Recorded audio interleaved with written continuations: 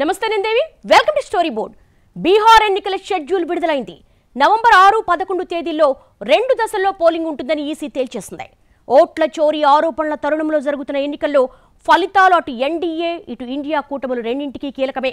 మరీ ముఖ్యంగా మొన్నటి లోక్సభ ఎన్నికల్లో అనుకున్నన్ని సీట్లు రాకపోవడంతో బీహార్లో గెలిచి ఉత్తరాదిలో బలం తగ్గలేదని నిరూపించుకోవాలనుకుంటోంది బీజేపీ. అటు ఆర్జేడీ నుంచి గట్టి ప్రతిఘటన తప్పదని తేలిపోతోంది. మధ్యలో ప్రశాంత్ కిషోర్ జన్ సురాజ్ పార్టీ ఎవరి అవకాశాలకు గండి కొడుతుందో అన్న విషయంపై భిన్నాభిప్రాయాలు వ్యక్తమవుతున్నాయి. ఇక్కడ రాజకీయ పార్టీల ఆలోచనలకు ఓటర్ల మనోగతానికి చాలా తేడా ఉంది అని కొన్ని సర్వేలు ముందే నేతల గుండెల్లో రైళ్లు పరిగెత్తిస్తున్నాయి. బీహార్ ఎన్నికల ఎజెండా ఏంటన్న విషయంలో పార్టీలకు ఎవరి ఆలోచనలు వారుకున్నాయి. జాతీయ అంశాల, రాష్ట్ర అంశాల, కుల సమీకరణల అన్న అంశంపై ఎవరి వాదన వారిదే. కానీ క్షేత్రస్థాయిలో ఓటర్లు ఇవేమీ పట్టించుకునే స్థితి లేదని ముందస్తు సర్వేలు తేల్చేస్తున్నాయి. కేవలం ఉద్యోగాలు, వలసలే ఓటర్ల నిర్ణయాన్ని ప్రభావితం చేయబోతున్నాయని జోస్యం చెబుతున్నాయి. మొన్నటి లోక్సభ ఎన్నికల్లో వచ్చిన ఫలితాలు ఏ కూటమికి పూర్తి సంతోషాన్నివ్వలేదు. సింగిల్గా మ్యాజిక్ ఫిగర్ రాకపోవటం బీజేపీకి షాక్ ఇస్తే, అనుకున్నట్టుగా ఫలితం రాకపోవటం కాంగ్రెస్ను నిరాశపరిచింది.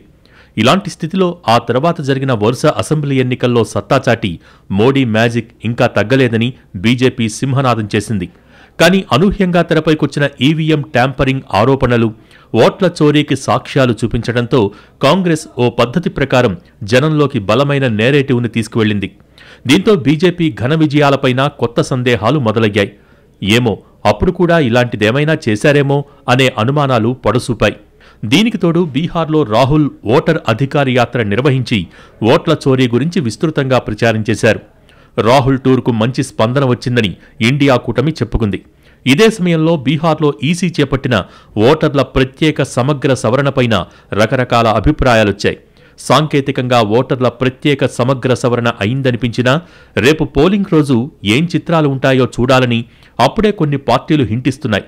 ఇలా ఒకవైపు ఓట్ల చోరీ, మరోవైపు ప్రత్యేక సమగ్ర సవరణ గందరగోళం మధ్య జరుగుతున్న బీహార్ ఎన్నికల్ని అన్ని పార్టీలు ప్రతిష్టాత్మకంగా తీసుకున్నాయి.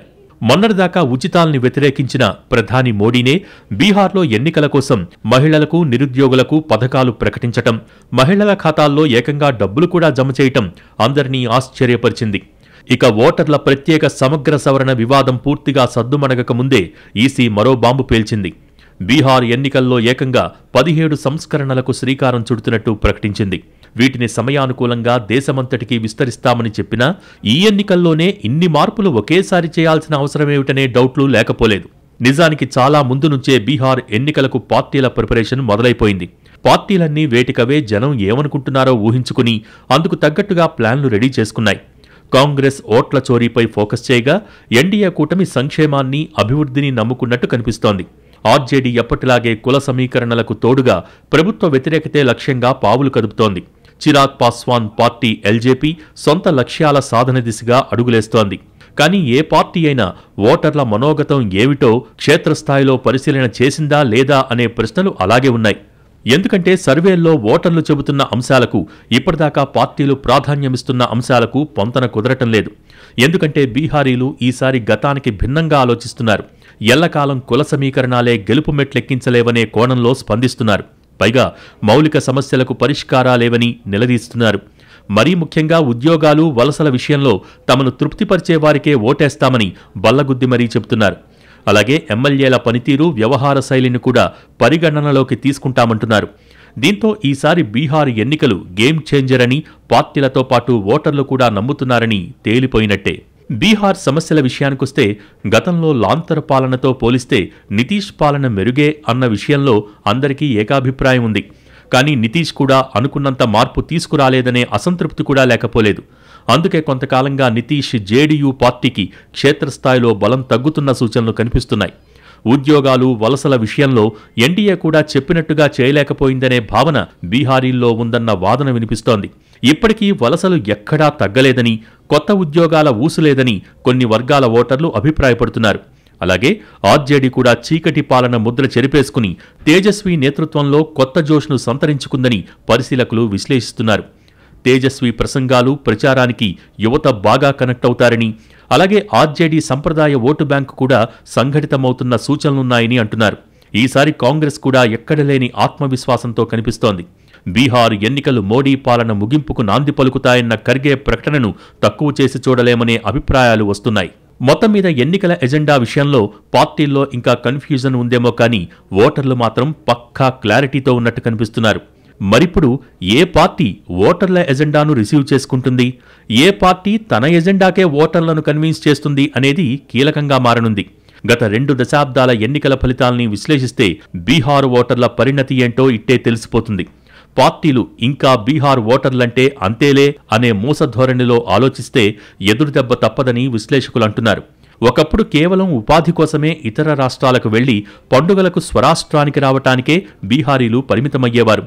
కానీ కొన్నేళ్లుగా దేశవ్యాప్తంగా జరుగుతున్న అభివృద్ధి వారిని ఆలోచనలో పడేసింది. తమ భాగస్వామ్యంతో అన్ని రాష్ట్రాలు అభివృద్ధి పదంలో పరుగులు తీస్తుంటే తమ రాష్ట్రంలో ఎక్కడ వేసిన గొంగళి అక్కడే ఉంటోందని వారు గ్రహిస్తున్నారు. అప్పటికి సుశాసన్ బాబుగా ముద్రపడ్డ నితీష్కు వరుస అవకాశాలిచ్చి మార్పు కోసం ఓపికగా ఎదురుచూశారు. కానీ నితీష్ రాను రాను అభివృద్ధిపై ఫోకస్ తగ్గించి అధికారంపై యావ పెంచుకున్నారని గ్రహించారు.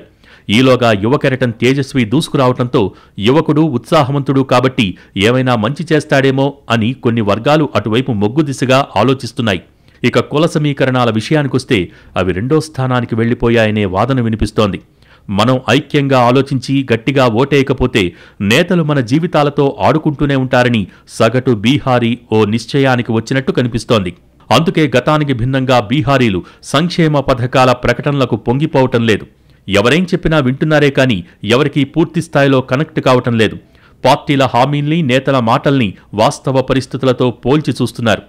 జాతీయ పార్టీలు ఇతర రాష్ట్రాల్లో ఏం చేస్తున్నాయి, ఇక్కడేం చెబుతున్నాయని బేరీజు వేస్తున్నారు. తమను తక్కువ అంచనా వేస్తే ఎన్నికల్లో తగిన బుద్ధి చెబుతామని ఫిక్స్ అవుతున్నారు. అందుకే ముందస్తు సర్వేల్లో గతంలో గమనించని పోకడలు కనిపిస్తున్నాయని విశ్లేషకులు భావిస్తున్నారు. ఏదేమైనా ఈసారి ఎన్నికల ఎజెండాను ఓటర్లు ముందే ఫిక్స్ చేయడంతో వారిని కన్విన్స్ చేయటం పార్టీలకు అంత తేలిక కాదనే అభిప్రాయాలు ఉన్నాయి. బీహార్లో పార్టీల బలాబలాలు చూస్తే బీజేపీ ఆర్జేడీ నువ్వా నేనా అన్నట్టుగా తలపడే అవకాశం ఉంది. ఒకప్పుడు ఓ వెలిగిన జేడీయూ ఇప్పుడు కాషాయ పార్టీ నీడలో చిన్న పార్టీ స్థాయికి వచ్చేసిందా అన్న అనుమానాలు రేగుతున్నాయి. ఇక జన్ సురాజ్ పార్టీ పనితీరుపై అంచనాలు భిన్నంగా ఉండడంతో ఏమైనా జరగొచ్చనే పరిస్థితి కనిపిస్తోంది.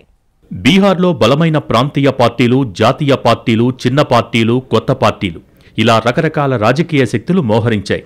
ఎన్నికల ఎజెండా ఎలా ఉన్నా ఎన్నికల్లో బలమైన పోటీ ఇవ్వాలంటే రాజకీయ బలం ఖచ్చితంగా అవసరం. పార్టీల వారీగా రాజకీయ స్థితిగతుల్ని గమనిస్తే మిగతా రాష్ట్రాలకు భిన్నంగా బీహార్లో ఓ జాతీయ పార్టీకి, ఓ బలమైన ప్రాంతీయ పార్టీకి మధ్య హోరాహోరీ పోరు జరుగుతోంది.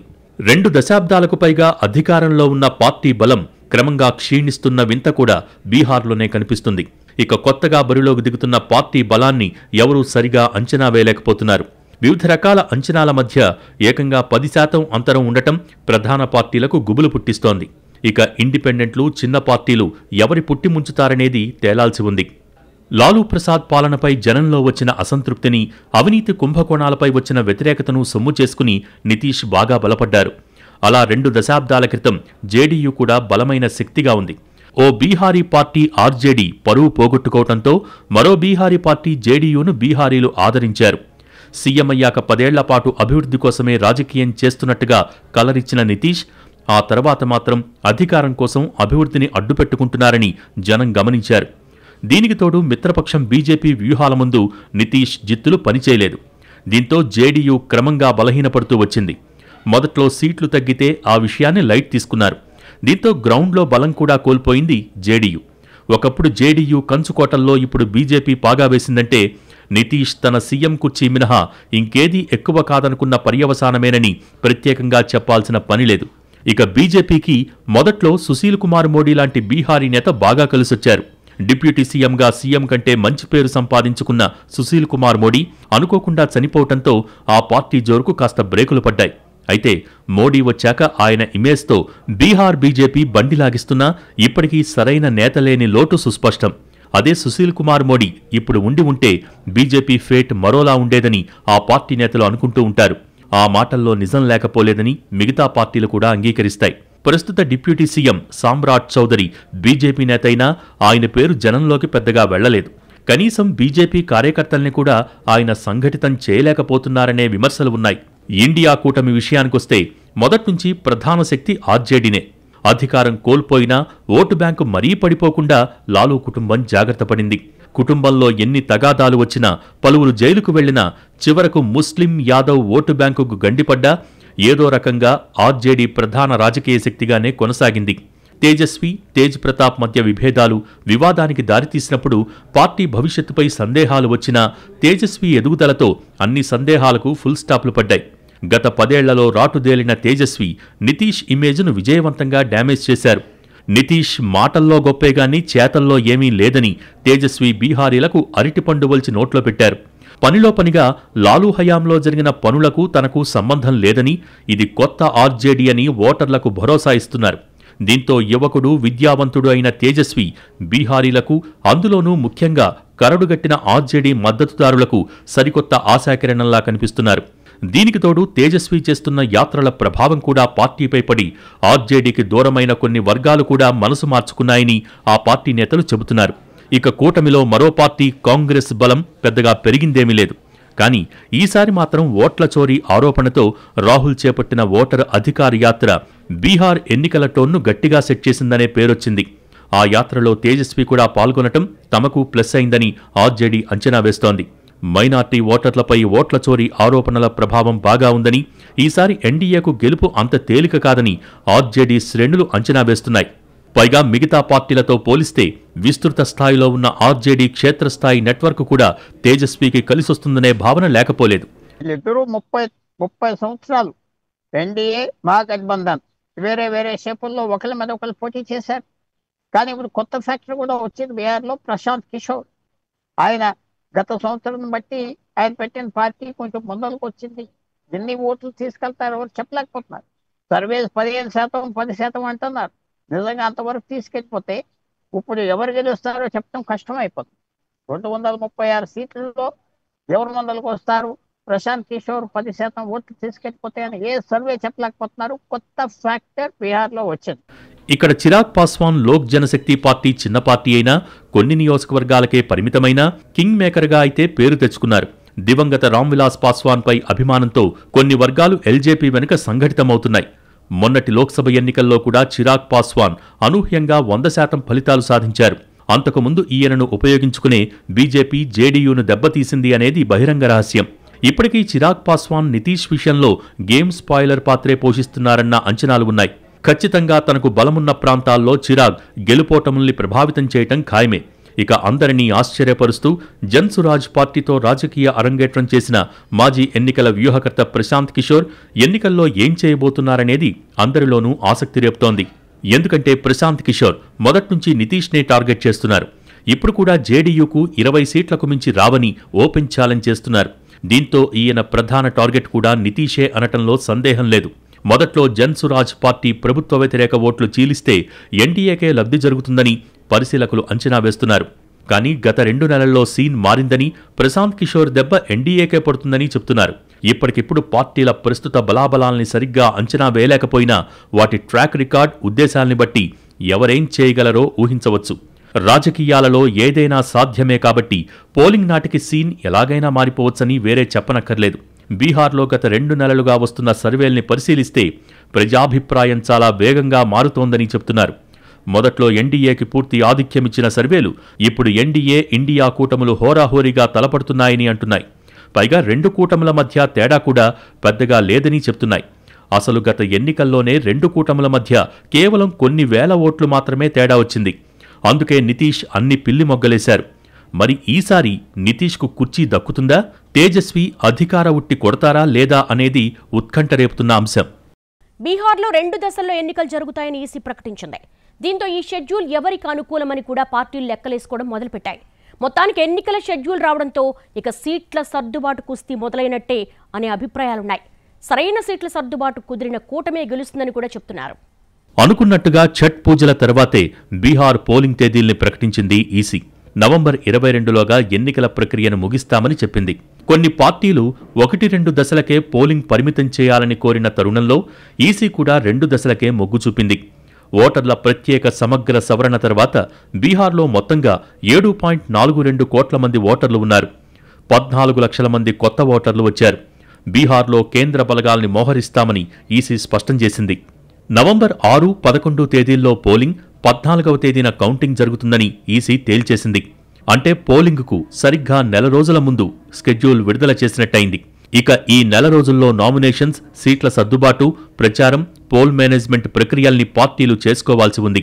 ఇక సమయం లేదు మిత్రమా అని ఈసీ పార్టీలకు సంకేతాలిచ్చింది.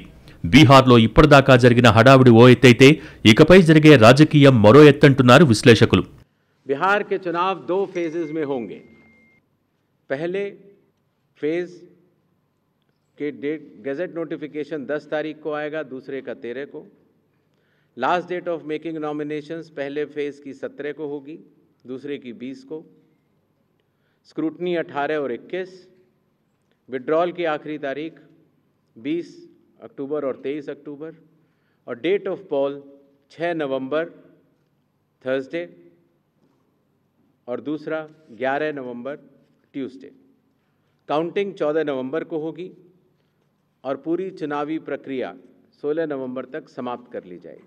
ప్రస్తుతం బీహార్ అసెంబ్లీలో 243 సీట్లు ఉన్నాయి. ఎన్డీఏకు 125 మంది సభ్యుల బలముండగా ఇండియా కూటమికి 110 మంది సభ్యుల బలముంది. ఇతర పార్టీలకు 8 సీట్లు ఉన్నాయి. ఈసారి బీహారీలు ఏ కూటమిని ఆశీర్వదిస్తారు, ఏ పార్టీకి ఎక్కువ సీట్లిస్తారనేది ఆసక్తి రేపుతున్న అంశం. గత ఎన్నికల్లో ఆర్జేడీ అతిపెద్ద పార్టీగా అవతరించగా బీజేపీ రెండో అతిపెద్ద పార్టీగా నిలిచింది. కానీ స్ట్రైక్ రేట్ పరంగా చూస్తే ఆర్జేడీ కంటే బీజేపీ మెరుగ్గా ఉంది. ఇప్పుడు తేజస్వికి ఆదరణ పెరిగిందని ఆర్జేడీ క్లెయిమ్ చేసుకుంటున్న తరుణంలో లాంతరు పార్టీ ఏ మేరకు జంగిల్ రాజ్ ముద్ర చెరిపేసుకుని ఏ స్థాయిలో బీహార్లోకి దూసుకుపోయిందో ఈ ఎన్నికలు తేల్చనున్నాయి. గత 5 ఏళ్లలో బీజేపీ బలం పెరిగిందా లేదా అనేది కూడా చూడాల్సి ఉంది. బీహార్ ఎన్నికల ఫలితాల ప్రభావం పక్కనే ఉన్న బెంగాల్ పైన పడనుంది. వచ్చే ఏడాది జరిగే బెంగాల్ ఎన్నికల్లో గెలవాలంటే మొదట బీహార్లో సత్తా చాటాల్సి ఉంది. అందుకే బీజేపీ బీహార్ ఎన్నికల్లో సర్వశక్తులు ఒడ్డి పోరాడుతోంది. ఇక్కడ గెలిచి బెంగాల్ ఎన్నికల ముందు నైతిక బలం పెంచుకోవాలి అనేది కాషాయ పార్టీ లెక్క. ఫలితంలో ఏమాత్రం తేడా వచ్చినా ఓట్ల చోరీ ఆరోపణలు నిజమవుతాయనే భయం ఆ పార్టీని వెంటాడుతోంది. ఎలాగైనా ఓట్ల చోరీ ఆరోపణల్ని నిజం చేయాలనే పట్టుదలతో కాంగ్రెస్ ఉంది. అయితే ఈ లక్ష్య సాధనకు హర్యానా, పంజాబ్ మాదిరిగా సీట్ల సర్దుబాటు సవాళ్లు ఎదురుకాకూడదని జాగ్రత్త పడుతోంది.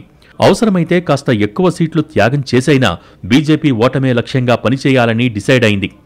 ఎలాగూ బీహార్లో కాంగ్రెస్కు పెద్దగా బలం లేదు కాబట్టి సీట్ల సర్దుబాటులో గత అనుభవాలు పునరావృతం కావని ఆ పార్టీ శ్రేణులు భావిస్తున్నాయి. ఇప్పటికైతే సీట్ల సర్దుబాటు విషయంలో రెండు కూటములకు తలనొప్పులు తప్పేలా లేవు. ఎందుకంటే అటు ఎన్డీఏలో ఇటు ఇండియా కూటమిలో 2 పార్టీలు పైకి కనిపిస్తున్నా మరికొన్ని చిన్న పార్టీలు ఇప్పుడు యాడ్ అవుతున్నాయి. కొన్ని చిన్న పార్టీలు ముందే గొంతెమ్మ కోరికలు కోరుతూ ఉండటం, కాదంటే ఒంటరి పోటీకి సిద్ధమని బెదిరింపులకు పాల్పడటం ప్రధాన పార్టీలకు అసలు సిసలు సవాళ్లను సృష్టిస్తోంది. ఓటర్ల మనసు గెలవటమెలాగా అని బుర్రబద్దలు కొట్టుకుంటున్న ప్రధాన పార్టీలకు చిన్న పార్టీల తంటా తీర్చడం పెద్ద టాస్క్ అయ్యేలా ఉంది.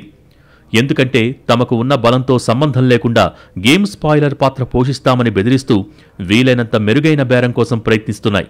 కొండకు వెంట్రుక వేస్తున్నామని తెలిసినా వస్తే కొండ పోతే వెంట్రుకేగా అనే లాజిక్ ఉపయోగిస్తున్నాయి. అలాగని ప్రధాన పార్టీలు చిన్న పార్టీల్ని లైట్ తీసుకునే పరిస్థితి లేదు. 2 కూటముల మధ్య ఓట్ల తేడా తక్కువగా ఉంటుందన్న అంచనాల మధ్య ప్రత్యర్థులకు ఎలాంటి అవకాశం ఇవ్వటానికి ఎవరూ సిద్ధంగా లేరు. బీహార్ ఎన్నికల్లో గెలిచి తమ సత్తా నిరూపించుకోవాలని అధికార విపక్షాలు తాపత్రయపడుతున్నాయి. 2 కూటములు కలిసి ఇప్పటికే బీహార్ ఎన్నికల్ని జాతీయ స్థాయిలో హైలైట్ చేశాయి. ఇక ఇప్పుడు ఆ అంచనాలు నిలబెట్టుకోవాల్సిందే. ఏమాత్రం తేడా వచ్చినా పరువు పోతుంది. ఓట్ల చోరీని సైలెన్స్ చేయాలంటే బీహార్లో గెలుపు తప్పనిసరనేది బీజేపీ భావన.